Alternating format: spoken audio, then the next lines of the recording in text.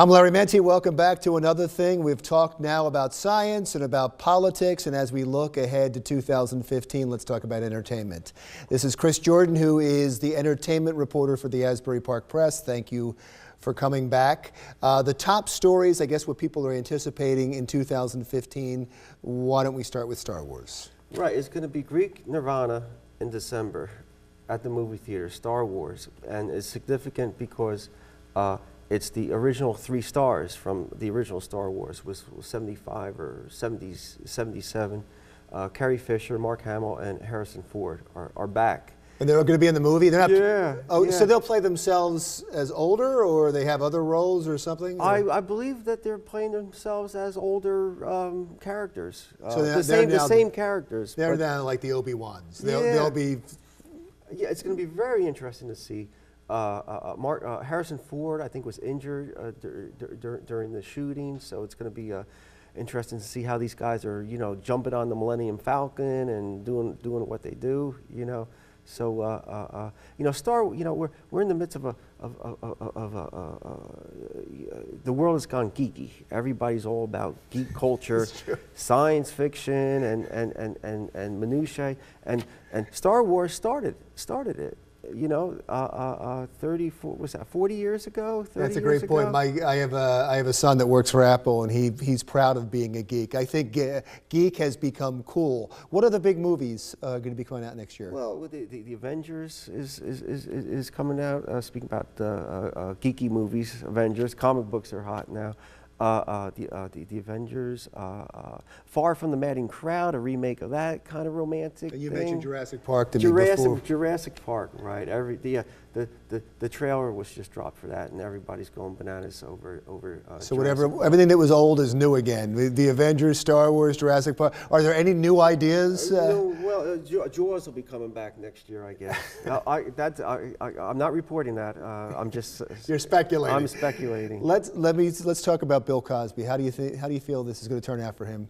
One of the biggest stories next year will be the interview. Who does he talk to? What does he say? How does he say it? He's going to have to, if he wants. If there is an interview. If he wants to stay in showbiz. Do you feel like there's? You're saying for him to repair his reputation, for him to stay in show business, he needs to do an interview. He needs to do an interview. He needs to give his side, which to this point he hasn't.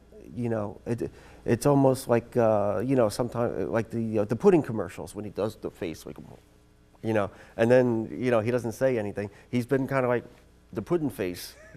Until now, not to make light of a very serious. No, the pudding face is funny. So, but all right, let's move on. Let's get to the Super Bowl. You told me something I didn't know about the Super Bowl. Katy Perry is the performer this year, and she is, according to a report, it hasn't been confirmed, but according to a report in the Wall Street Journal, she's paying to perform the Super Bowl. So it's a pay-to-play Super Bowl.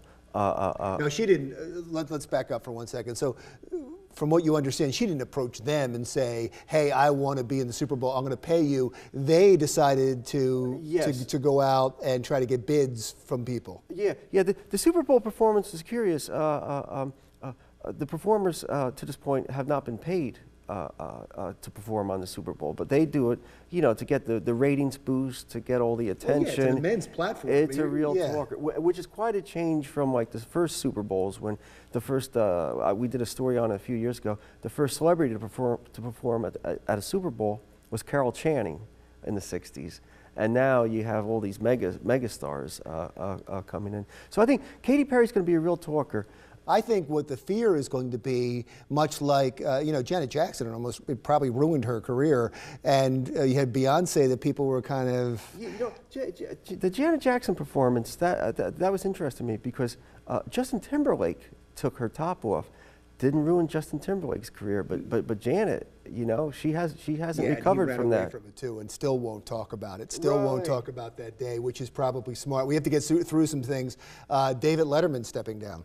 David Letterman is stepping down, and Stephen Colbert is stepping in, and he's going to go head-to-head with Jimmy Fallon. Jimmy Fallon kind of has like a lot of the younger viewers. There was an article in Entertainment Weekly about how many millions of YouTube views his skits get. Now Colbert's stepping in there, so it's going to be fascinating to see how Colbert does out of character. You know, he plays an arch conservative on the Colbert Report, and apparently this is just going to be kind of him not in character. So it's going to be fascinating to see if it works. Right. Yeah, it could be a huge success, a huge failure. Since we're in New Jersey, we have to talk about Springsteen. Spring, very active period.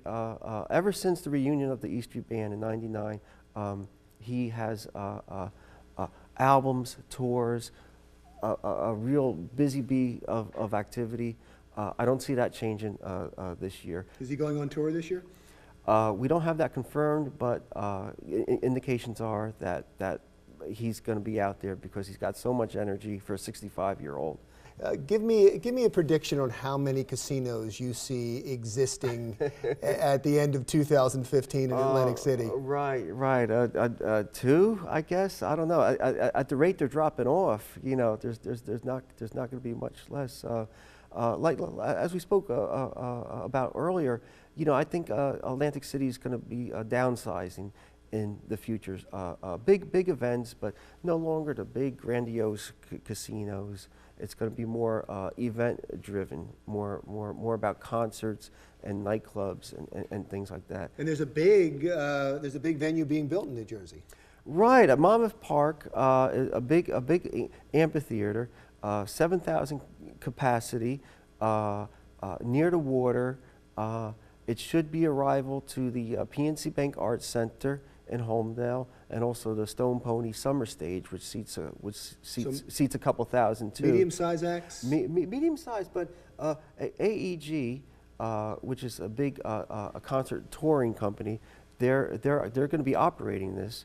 I think they're going to get in some big names. I wouldn't be a shocker if John Bon Jovi, maybe James Taylor. He's the James. Yeah, right? Is that the kind of act that would show up? It's not going to be big bands. It's not going to be big shows, but it could be big names, solo acts. They're going to go big, I think, for the first act. Okay. So I think it's going to be either a Bon Jovi, you know, Taylor Swift, a big name to really kind of, you know, get things going. But then it's going to be like the James Taylors. You know, it's going to be the bands that go into the Arts Center, the PNC Bank Arts Center, and those bands who can only sell like about 5,000 tickets, which is a pretty good piece of change. But those acts are going to come to this new amphitheater in Long Branch at Monmouth Park. Oh, that's great. Well, we're running out of time. I know you had more, but I think we have to wrap it up. So we'll see how right you are about 2015. Chris Jordan, the entertainment reporter at the Asbury Park Press. I appreciate it. We'll be back right after this.